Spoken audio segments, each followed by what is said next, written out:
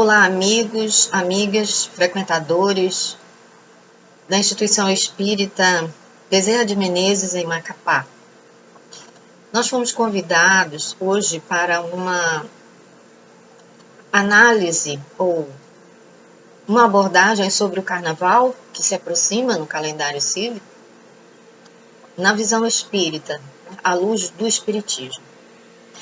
E eu visitei alguns trabalhos, algumas palestras, exposições, conferências acerca dessa temática. Grande parte delas se inicia pela origem, a origem das festas, dessa festa que nós conhecemos e intitulamos Carnaval. Mas eu gostaria de não começar pela origem, trazendo o que deu origem ao Carnaval, mas já que nós estamos abordando essa temática, Carnaval, que é uma festa cultural, que é uma festa humana, né, do homem corporal, eu gostaria de trazer, assim, algumas questões para a nossa análise, sobretudo do ponto que nós partimos aqui, que é o Espiritismo.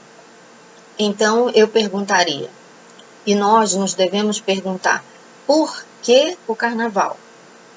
Então, a pergunta inicial, o ponto de partida, não é o que é o Carnaval, qual a sua origem, mas por que o Carnaval? Porque não é só o Carnaval uma festa humana.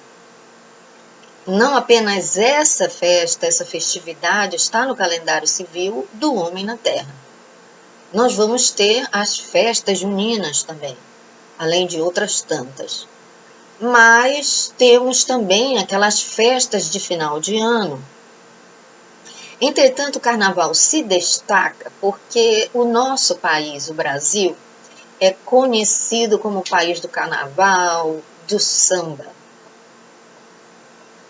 Não sei como os homens chegaram a essa conceituação, porque para nós espíritas é pátria do Evangelho, coração do mundo. Então, depende do prisma, da perspectiva pela qual olhamos, né? Depende dos nossos interesses. Então, veja, por que Carnaval?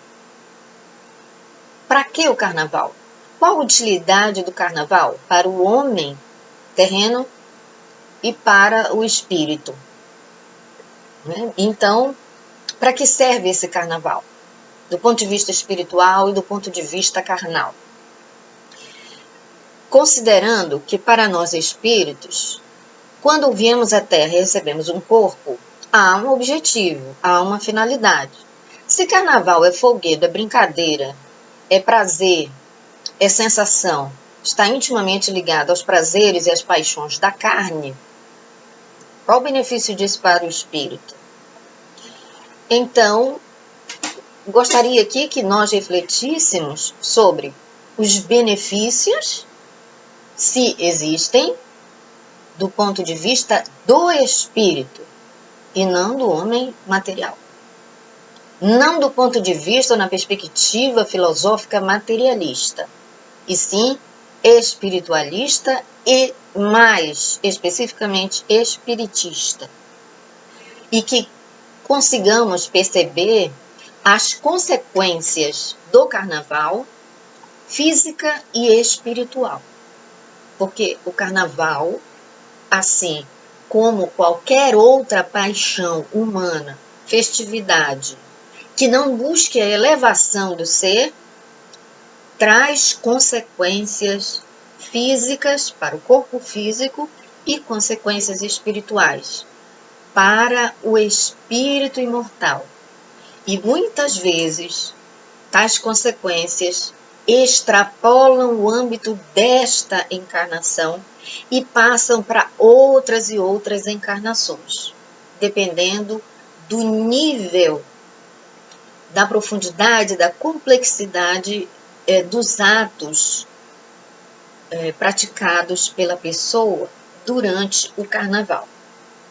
Vejam, nós temos, além do Pentateuco Espírita, o Livro dos Espíritos, que nos traz muitas informações, muitos conhecimentos acerca da vida no mundo espiritual e o que fazemos aqui quando estamos encarnados, nós vamos ter, pelo menos de forma mais pontual, no que tange ao carnaval, vários casos que elucidam, não só na série André Luiz, que traz casos de desvios, de equívocos cometidos por paixões, pelo desvario na área da sexualidade, mas nós temos e queremos apresentar aqui duas obras de Manuel Filomeno de Miranda, pela psicografia de Divaldo Pereira Franco, médium e conferencista espírita, que são Nas Fronteiras da Loucura, e aqui a gente pode perceber a questão do carnaval já e suas consequências, pelo próprio título da obra, Nas Fronteiras da Loucura. E também na obra Sexo e Obsessão. Aqui também nos guarda íntima relação com as consequências. É importante que a gente observe a origem do carnaval. Qual é a relevância disso para nós espíritas? É importante não para que tenhamos mais informações, por meio das quais não construamos qualquer conhecimento sobre o carnaval à luz da doutrina espírita, e o que isso vai trazer de benefício, esse conhecimento, para a nossa mudança cultural, para a mudança de comportamento, para uma nova visão acerca do que é do homem e do que é do espírito, não é? Então, vejam, quando a gente diz que o carnaval remonta à antiguidade, a gente precisa entender, assim, qual que era a base, a característica do carnaval na antiguidade. E a gente vai ter que na antiguidade se faziam festas, cultuavam deuses e se propunha a alteração da ordem social. Mudanças de papéis, como assim? Escravos e servos assumiam a posição de senhores. Veja, então, o foco aqui na perspectiva espírita é perceber o que se queria, o que se pretendia, qual era o objetivo nesse momento. Eu tenho uma festa para cultuar deuses e as posições sociais não aceitas, elas são invertidas, os papéis são invertidos. E do ponto de vista de uma análise mais complexa em relação ao espírito, vamos entender assim. Na antiguidade, o espírito, ainda imaturo, menos evoluído, interpretava o mundo e a própria natureza, os fenômenos na natureza, de uma forma mitológica. Então, adorava muitos deuses, era politeísta. Qual a relação disso com o nosso contexto? O que nós temos hoje, o carnaval de hoje, faz sentido com um homem que não é mais politeísta? Com a predominância da humanidade, que é fiel a Deus, que acredita num Deus único? É só para a gente refletir na manutenção desse folguedo, dessa festa, dessa festividade, para o homem do século XXI. Então, também na antiguidade, separando o que era próprio da Grécia, da cultura grega e da cultura romana, na Grécia começou a se fazer o carnaval, essas festas coletivas, na chegada da primavera. Reuniam-se, faziam festas, ingeriam bebidas alcoólicas, comia-se bastante, dançava-se, brincava-se. E também na Grécia, em tempos posteriores, você vai ter as bacanalhas. Bom, todo mundo sabe o que seria isso, não é? Isso dá origem à própria palavra de bacanal. Então, vejam, é quando o homem grego cultuava deuses como Dionísio e Baco, deus do vinho. Então, era o prazer, a bebida, a sensação, meramente carne, paixão humana. Então, para o espírita hoje, para o homem de hoje, mais reflexivo, mais evoluído, não caberia ou não deveria caber mais essa festividade, considerando que hoje é a exceção a bacanalha, não é? Em Roma, tinham-se as Saturnálias, durante a qual as pessoas se mascaravam e passavam dias a beber e a comer, sempre os prazeres da carne, a brincar.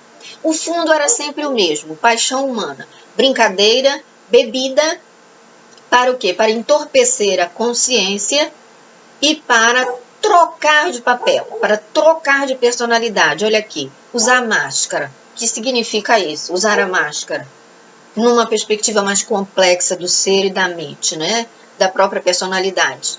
É a persona, é a sombra, é esconder a minha realidade, é mostrar para outrem aquilo que não sou, que ainda não possuo. Ou colocar uma máscara para as pessoas não sabendo quem sou, o que prego, o meu discurso, não julgarem a minha prática menos elevada, porque voltada à brincadeira, às paixões, à bebida, ao desregramento. Então, e também se faziam em Roma sacrifício de vidas humanas e de animais, numa condição tal de brincadeira e de exagero que podia-se dizer que era lícito durante essas festas enlouquecer. Então as pessoas ficavam efetivamente enlouquecidas. O que nós já conhecemos no Espiritismo pela influenciação dos espíritos em nossos pensamentos e atos, e quando uma coletividade de homens encarnados se reúnem para esse tipo de práticas, outros tantos espíritos desencarnados, afins, com os mesmos desejos e interesses, então a coisa perde o controle e pode-se dizer que todos estão efetivamente enlouquecidos. E o estão, porque perderam a consciência. Quando você olha, por exemplo, já viu o trio elétrico, aquela multidão nas ruas, né? Quando você olha assim aqueles carnavais, aquelas micaretas, o carnaval fora de época, e tudo que as pessoas fazem, a drogadição, a bebida alcoólica, o sexo em desvario, isso não deixa de ser um enlouquecimento. E ali no meio da multidão, tudo é lícito. Enlouquecer, né? Perder a consciência, ir ao extremo da paixão, do desejo, da sensação. Mais tarde, quando o cristianismo se torna a religião oficial do Império Romano, essas festas pagãs vão tomar um novo significado e muitas delas serem trazidas com outros nomes, outras roupagens às festividades cristãs. Então, nesse momento, o que acontece quando há essa fusão de festas pagãs com festas cristãs? Aí nós temos a oportunidade dos fiéis de se despedirem da carne como alimento.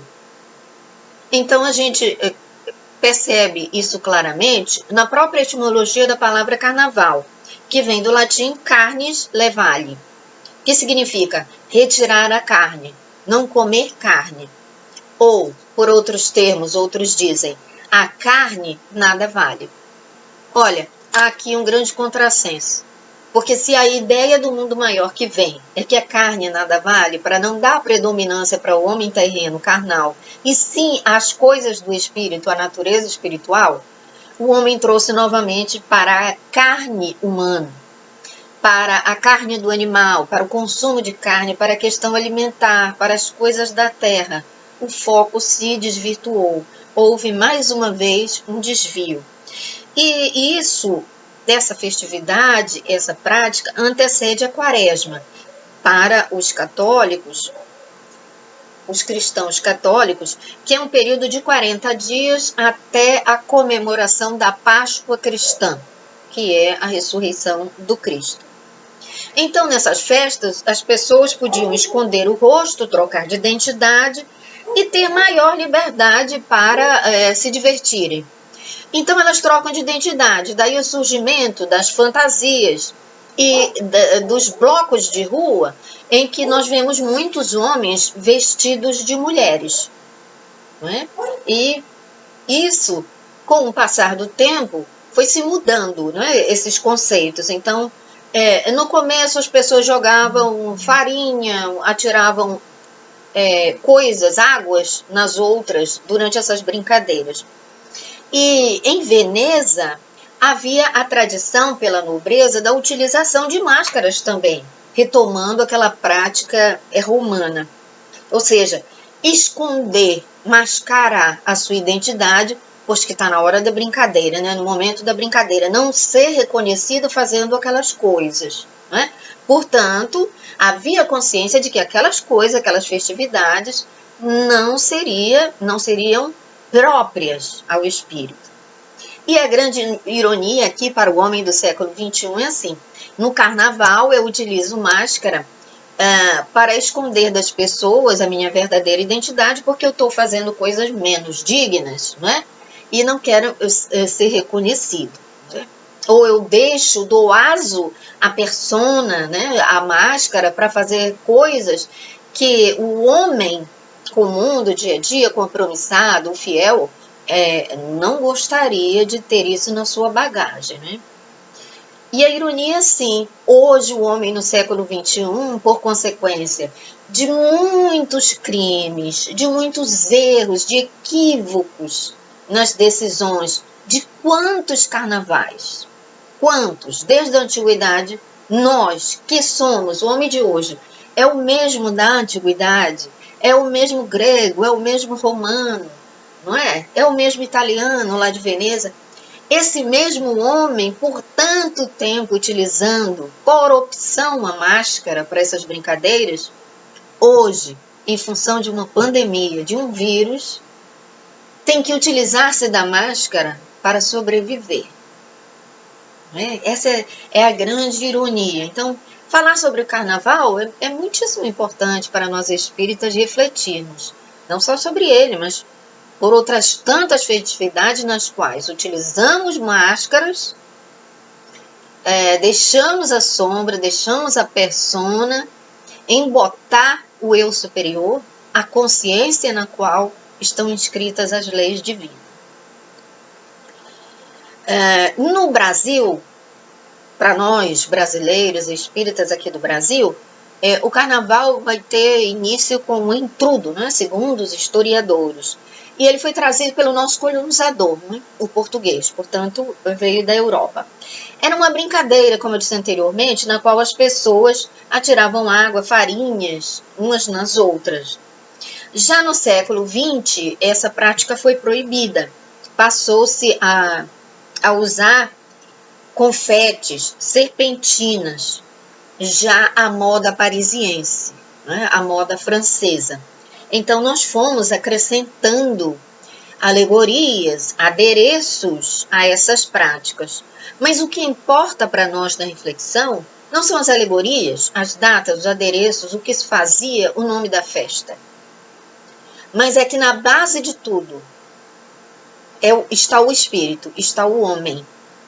O homem que vem forjando, construindo uma bagagem, uma tradição cultural e que vem repassando de geração a geração uma festa, uma cultura que hoje nós podemos perguntar claramente qual o benefício disso, o que isso traz de bom para o homem terreno e para o espírito, qual a importância do carnaval hoje, por que devemos continuar cultuando essa festa. Então, também para o Brasil trouxeram e se acomodaram em diferentes culturas, né, nessa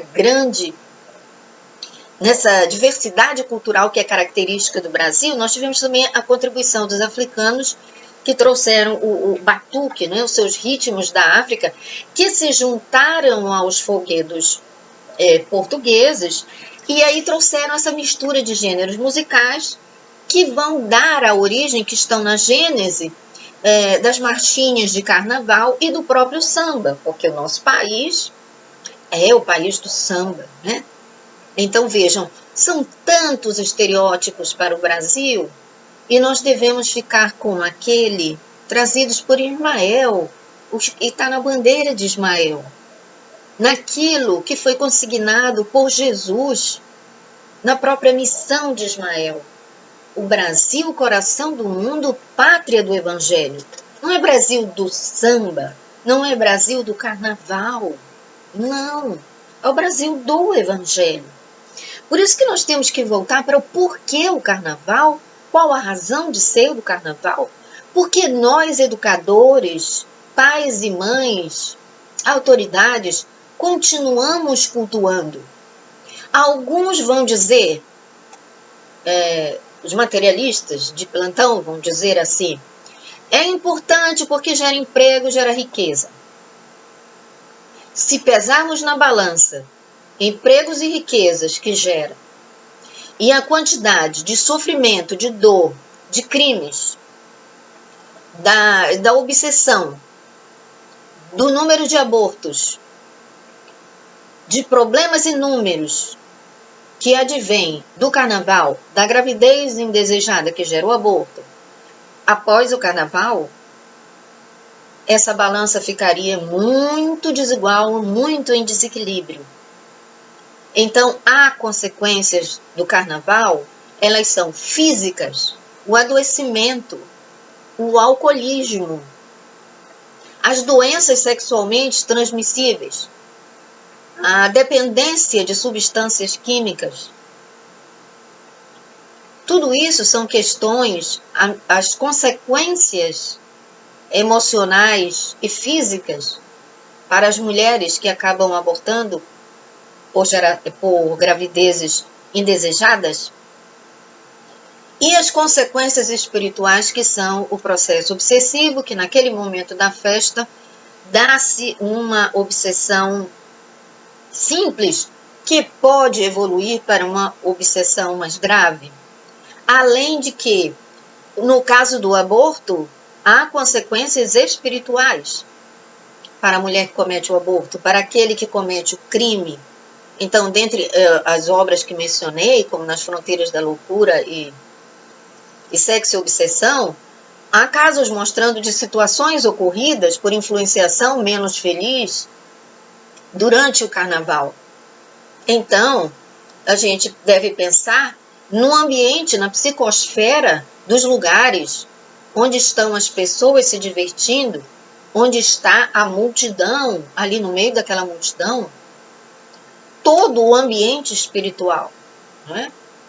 Que deve estar lá e que traz muitas consequências danosas do ponto de vista espiritual para os brincantes. Então, é uma brincadeira, é um prazer que tem consequências. Então, pensemos sobre isso. Porque nós não viemos aqui para brincar, para curtir, para o prazer. O objetivo da encarnação está na questão 132 do Livro dos Espíritos. Nós viemos aqui para progredir. Nós temos um compromisso quando pedimos à espiritualidade superior, a Jesus, um corpo. E que não foi para isso que pedimos. Fizemos um plano e muitas vezes podemos interferir nesse plano por nosso livre-arbítrio, por decisões equivocadas, fruto das inconsequências próprias dessas festas de carnaval. Então, o que a gente percebe? Que o nosso discurso é meio que contraditório. Veja, hoje o homem do século XXI entende, fala, né, e trabalha em torno de práticas sociais, de uma sociedade mais justa, mais humana, onde tenha mais respeito pela pessoa, pela criança, pelo idoso. Não é assim? Nós queremos cada vez mais uma sociedade liberta, livre da opressão, de crimes. E, no entanto, o que a gente sabe no Brasil? Os bastidores do carnaval. Toda vez que uma mãe alimenta essa cultura, e como essa mãe alimenta?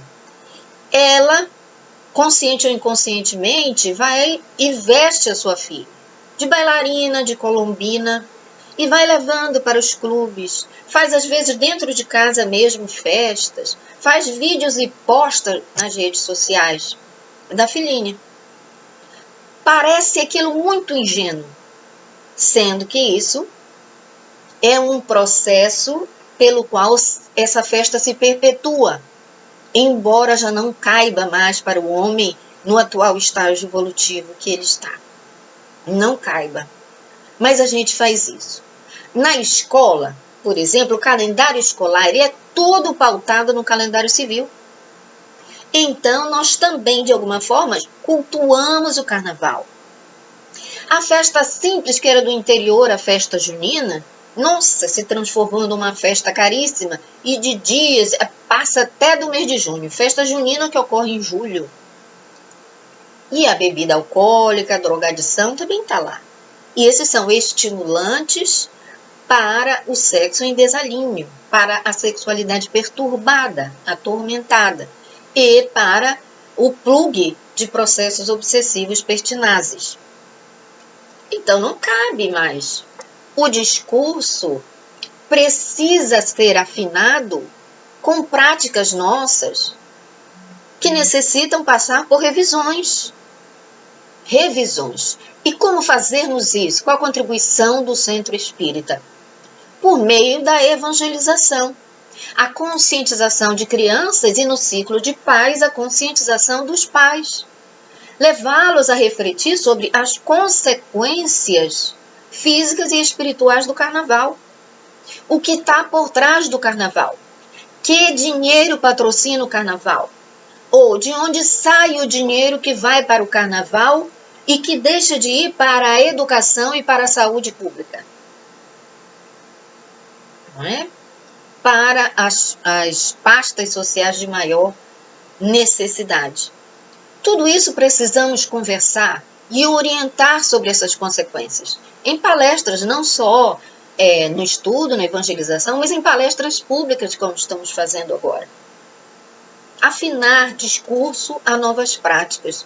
Refletir, eu faço isso por quê? Para quê? Qual a finalidade? Que benefício vai trazer? Nenhum benefício.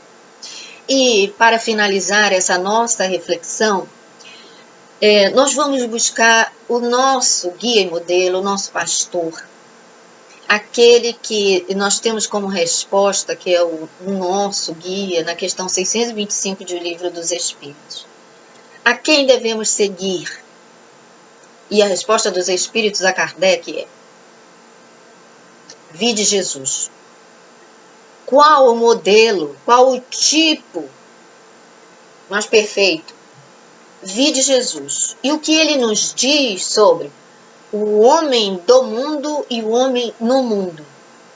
No Evangelho de João, nós temos uma oração de Jesus, capítulo 17, e a gente pode ter assim. No capítulo 17, que traz essa oração de Jesus, o versículo 15 está assim: não rogo que os tires do mundo, mas que os guardes do mal. Olha que Jesus, o Cristo, nos diz. Não pede a Deus que nos tirem do mundo, não. Precisamos encarnar, precisamos estar aqui. Aqui é uma escola, não é? Mas que Deus nos guarde do mundo, não é? Que nos guarde, perdão, do mal. E que nós também nos guardemos do mal. Não é? E no versículo 16, continua Jesus.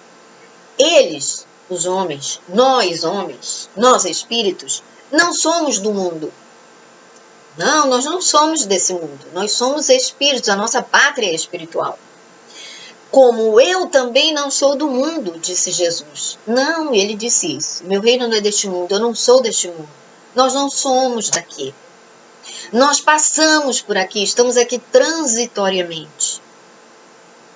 E no versículo 17 do capítulo 17, Evangelho de João, que estamos comentando agora, Jesus afirma: santifica-os na verdade. A tua palavra é a verdade.